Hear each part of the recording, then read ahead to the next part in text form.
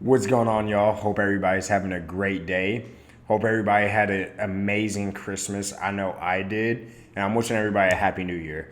Today, we're going to be talking about the comeback player of the year winnings odds, going straight from, the Vegas sports books. But before we get into that, if you could please hit the like, comment, and subscribe button. Comment what you think about the comeback player of the year odds. Comment who you think should win and comment, what you feel about this Hamlin situation that we're going to get into. Last video, I asked you guys for the business, basically, meaning I asked you to like and comment, and the engagement went through the roof.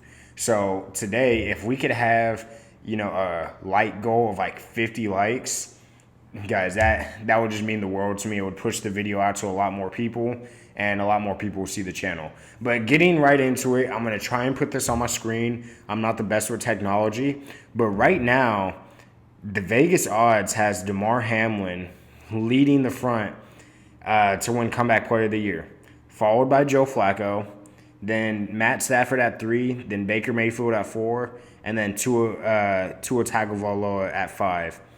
Guys, this is a disgrace to Baker Mayfield that he's not far and ahead out front, leading this race. This race should be Baker Mayfield's to lose with the way he's been balling, with the storyline of his career the past couple years. I mean, guys, do we have short-term memory loss or something? Like, the past couple years, we were talking about, is Baker Mayfield going to have a job in this league? That was the sentiment in the media. We were talking about, is Baker Mayfield a starting quarterback in the National Football League? And now, if you look at Baker Mayfield's numbers, I mean, I'm just going to get right into it. This dude has been balling. Baker Mayfield has 26 touchdowns, 8 interceptions, with 3,600 yards passing, with a passer rating of 96.2. This dude has been balling.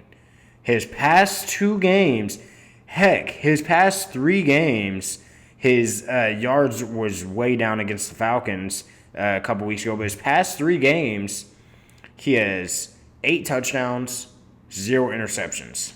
Is that pretty good? Pretty good ratio? His past 3 games, he has... What is that, like 900 yards passing or 800 yards passing? This dude has been. I'm not good at quick math, so that's why I can't give you an exact number. But this dude has been balling. Compare that to his year last year, where he was in limbo. Well, he got traded to LA. Late in the season or mid to late in the season. He had that week where on short notice, he ended up playing and leading that game-winning drive. I completely forget what was it against the Raiders? It was against someone. The year before, he was with Carolina, kind of in purgatory. Cleveland, he kind of, ruined his reputation with his last year in Cleveland, playing through that shoulder injury and literally almost ruining his career because he looked god-awful playing through that injury. And then, Carolina, he was playing in Carolina, folks. Let's be real. So, Tampa Bay, him coming to Tampa Bay was a breath of fresh air for him. Me being completely honest, looking at Tampa Bay at the beginning of the season, I didn't have high hopes for them at all. I had no expectations. I thought that they were going to win 4 to 5 games max. I thought that this division was the Saints to lose. I thought the Saints was going to get a basic automatic divisional title, even with Derek Carr being mid. I said Derek Carr, if you look at my videos at the beginning of the season, I said Derek Carr was mid, but they're still going to win a divisional title. Derek Carr has been completely garbage this year, and Baker Mayfield has led his team to, probably going to host a home playoff game this year. Guys, Baker Mayfield is going to lead his team to host a home playoff game this season with how he's been playing. Now, I get the Tampa Bay Buccaneers, they have weapons. If you really think about it, they have weapons. But this team was below 500 last year, and they got flooded out the stadium against the Dallas Cowboys in the playoffs. Is that going to happen again this year? Who knows with the way Baker Mayfield's playing. Seriously, Baker Mayfield, as a Cowboy fan, he kind of worries me with how he's been playing. Now, compare that to Damar Hamlin. Damar Hamlin has been activated. Damar Hamlin has put on a Bills uniform, when I say activated, a grand total of 5 times this season. The season's almost over. So for the majority of the season this year, Damar Hamlin was wearing sweats and a jacket, chilling on the sideline. 5 games this season did he actually put on a Bills uniform and put on a helmet. He's played a couple snaps this season. He has 2 tackles, and that's it. That's what he's done. Now, this is where it gets tough because, yes, he beat death. He survived a cardiac arrest. It was, I remember vividly where I was when that happened. I remember how I was feeling whenever that game started. I was super hyped for it. I was living in my old house then. And that stuff happened, and it just ruined my whole night. The vibes were off that night. I remember exactly where I was when that stuff happened. So, all glory to God or whatever you believe in, that he's alive right now. Seriously. That's a story in itself. But I have a weird feeling celebrating him beating death and taking away from what a guy like Baker Mayfield has done this season. Because the Comeback Player of the Year award is meant for someone who came back from, whether it be an injury or whether it being out the league like a guy like Joe Flacco, whatever it may be, not playing the year before and coming back and not only playing but balling as well. So that's the main thing with me. I kind of feel like the NFL is just shoving this Damar Hamlin stuff down our throats. I mean, guys, you remember last year whenever he was in the stadium, they just kept on panning to him.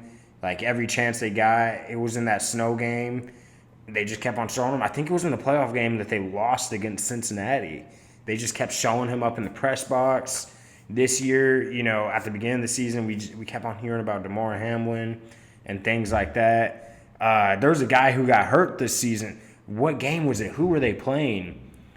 If you're a diehard NFL fan, you probably remember this exact clip where someone got hurt and they got carted off the ambulance came on the field, actually.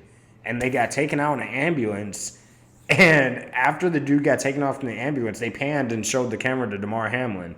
Like, what? Just disingenuous. Just shoving it down our throat for your financial gain, NFL. That's how I feel. So, long story short, I don't want this video to go on forever, but long story short, me personally, I feel like Damar Hamlin does not deserve the Comeback Player of the Year award. I think it's actually egregious that Baker Mayfield isn't the favorite right now. They have Joe Flacco and Matthew Stafford ahead of Baker Mayfield. Now, Matthew Stafford, I get him because, he had a bad season last year. He was hurt as well. He didn't play that much at all last season. He didn't play that much at all healthy last season. I know he was playing through some injuries last season. But Joe Flacco, the reason why I wouldn't put him in front of Baker Mayfield is just for the simple fact that he hasn't played more than 60% of the snaps this season. The Browns have been trying out a whole bunch of different quarterbacks, and Joe Flacco is just the one who ended up sticking. So, I think Baker Mayfield's realistic only competition would be Matthew Stafford.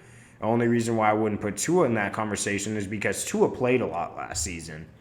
Tua played a lot last season. He just dealt with the injuries. But Matthew Stafford and Baker Mayfield, they didn't play that much last season. Right? And then this season, they're both balling. They both had their team in playoff contention. So Joe Flacco, if he's played over 60% of the snaps, then I would say, yeah, I understand that because, he is balling as well. He has the Browns in the playoffs as well. But for me, looking at what Baker Mayfield has done this year, you put Baker Mayfield on that Browns team. If Baker Mayfield played on the Browns all season this year, what do you think that team would have done? I personally think that team would be fighting with Baltimore for the divisional title. So that just gives you an idea of how much Baker Mayfield has been balling. So let me know what you think in the comments. Do you think that the NFL is just pushing this Damar Hamlin stuff down our throats? Do you think he actually deserves the award? If you don't think Baker deserves the award, if you don't think Damar Hamlin deserves the award, who do you think deserves the award?